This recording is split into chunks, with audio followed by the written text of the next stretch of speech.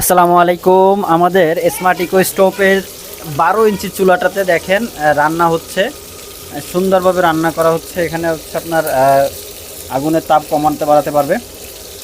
এবার এখানে হচ্ছে ফ্রাই হচ্ছে, আগুনের হিটটা দেখাচ্ছে, আগুনের হিটটা দেখাচ্ছে দেখেন এখানে কি পরিমাণের হিট। হ্যাঁ, প্রচণ্ড হিট হচ্ছে।